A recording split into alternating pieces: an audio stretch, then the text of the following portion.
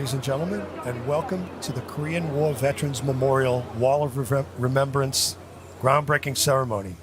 My name is Colonel Dave Clark, U.S. Army retired, and we're here on sunny afternoon in Washington, D.C. For a very historic event. And I'm joined by my co-host, Tu Stubbs. Hi, Tu. Hi.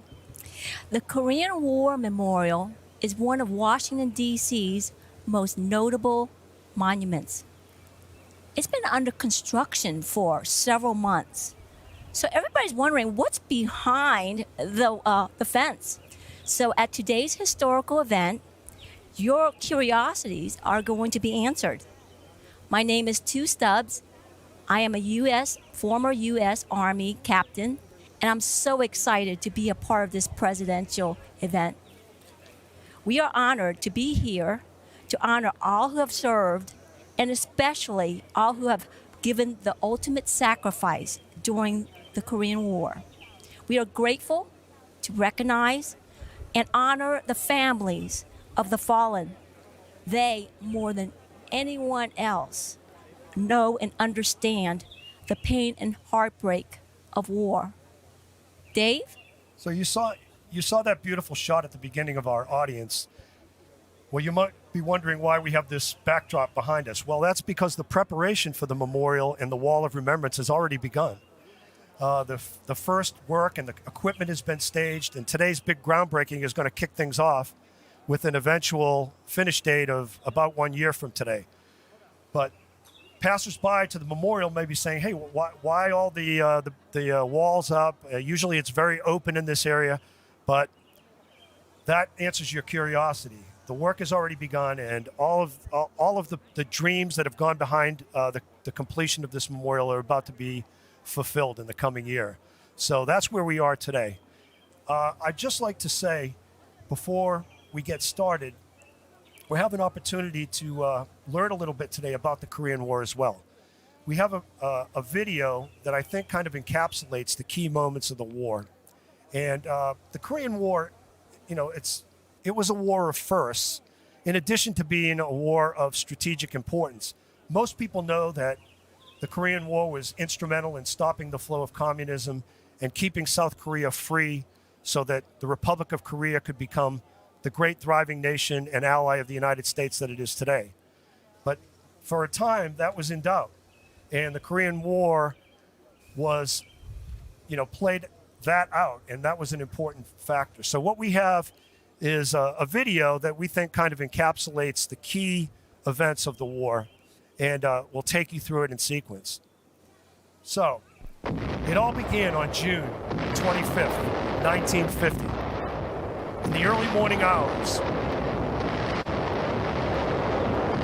South Korean villages woke to the sounds of artillery explosions and 90,000 North Korean troops crossing the 38th parallel.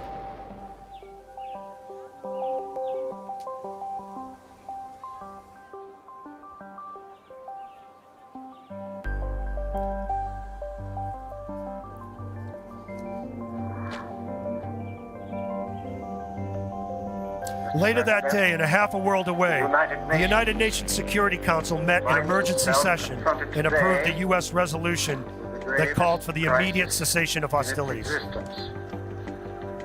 48 hours ago, the Security Council, in an emergency session, determined that the armed invasion of the Republic of Korea by armed forces from Northern Korea constituted a breach of the peace.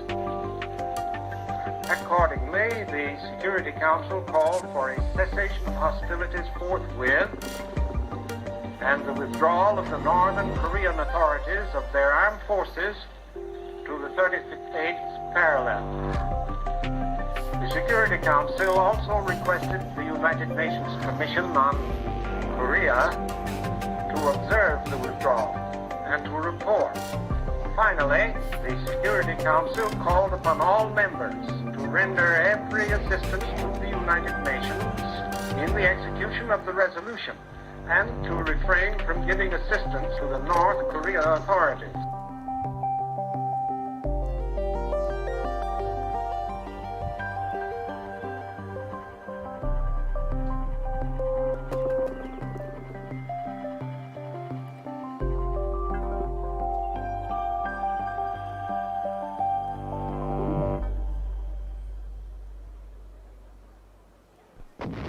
Barely 5 years after the end of World War II, America was at war again.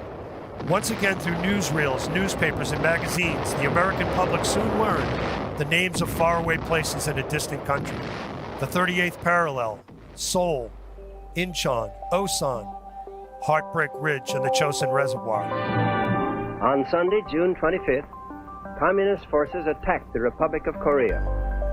This attack has made it clear beyond all doubt that the international communist movement is willing to use armed invasion to conquer independent nations.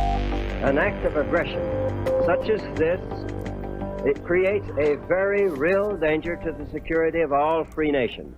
The communist invasion was launched in great force with planes, tanks, and artillery. The size of the attack and the speed with which it was followed up make it perfectly plain that it had been plotted long in advance. 52 of the 59 countries which are members of the United Nations have given their support to the action taken by the Security Council to restore peace in Korea. Under the flag of the United Nations, a unified command has been established for all forces of the members of the United Nations fighting in Korea. General Douglas MacArthur is the commander of this combined force. The prompt action of the United Nations to put down lawless aggression and the prompt response to this action by free peoples all over the world will stand as a landmark in mankind's long search for a rule of law among nations. Led by the United Nations Command, South Korea and the United States allies quickly joined the fight, each contributing in their own way. Canada, Australia, and the United Kingdom combined to contribute almost 58,000 troops. Luxembourg provided 44 troops, and 5 additional countries provided humanitarian aid. The first U.S. troops landed at Pusan Airport on July 1st, 1950, and quickly saw action 4 days later at the Battle of Osan, the first battle between the North Koreans and the United States. 540 troops were sent to Osan to help slow the advance of the North Korean army, while more U.S. forces arrived. On July 5th, the American troops engaged a force of over 5,000 North Koreans and 36 tanks. Badly outnumbered, the American troops withdrew from the battlefield with about 130 killed in action or MIA. In one of the first major battles of the 140,000-man strong UN command made a final stand along a 140-mile battlefront. Fighting against an enemy force of 98,000, the UN forces were able to stop the tide of North Korea's invasion. U.S. Marines made an amphibious landing 150 miles behind the enemy lines at Incheon. The landing cut off the enemy from his supplies and caught him in a giant United Nations pincers.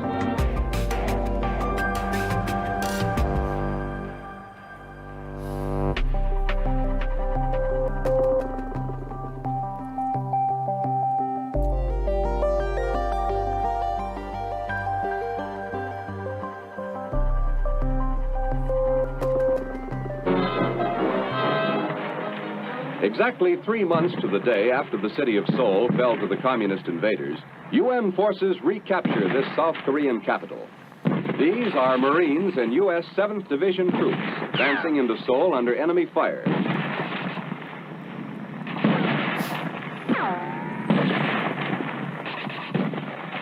Street fighting rages throughout the city. The Reds have fortified many of the buildings, and Red tanks may appear around any corner.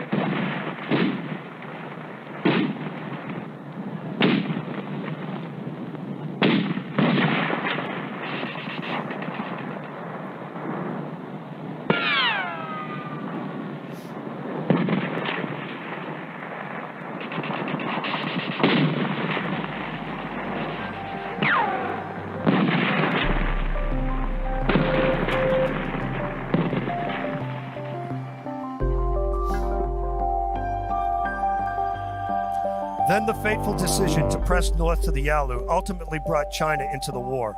On November 17, 1950, a communist Chinese force of an estimated 120,000 troops surprised the 30,000-strong UN command forces at the Chosin Reservoir under the most brutal of conditions.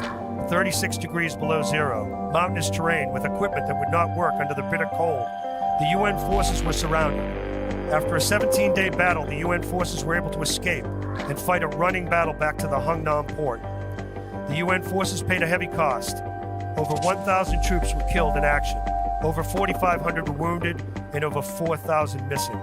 Estimates placed the Chinese losses at over 45,000 total casualties.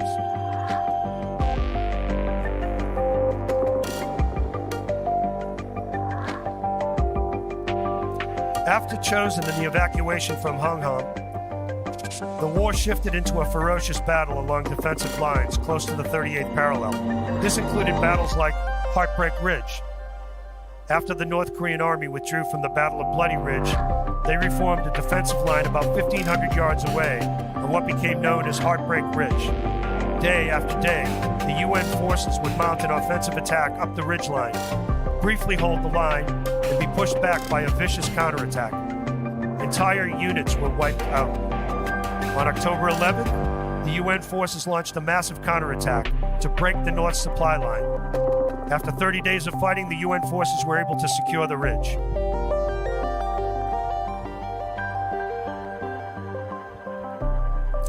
By the time the Korean War armistice was signed on July 27, 1953, over 1.7 million Americans had served in the Korean War theater. Over 33,000 had been killed in action, and 133 Medals of Honor were awarded, 95 posthumously.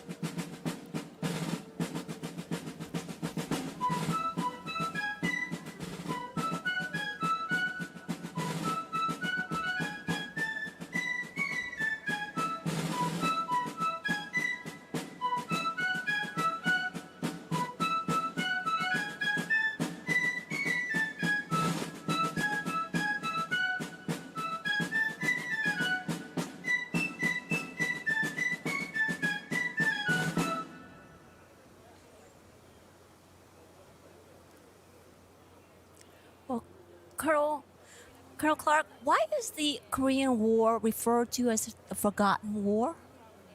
That's a really good question, there's really not a simple answer to it. We've struggled with it for decades. You know, some people have postulated that because it's between, the end of World War II and the start of Vietnam, that it got kind of lost in the cracks. America had come out of World War II ready to move on.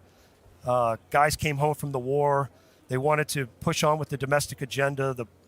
It was even referred to as a police action by the administration. So there were efforts to minimize it. And some veterans even told me that when they came home, people asked them where they had been. They didn't even realize that a war was going on or that they had been gone to war. So, wow. Yeah, it's really baffling. But hopefully things like the Korean War Memorial and a renewed interest in this subject will change that. I agree.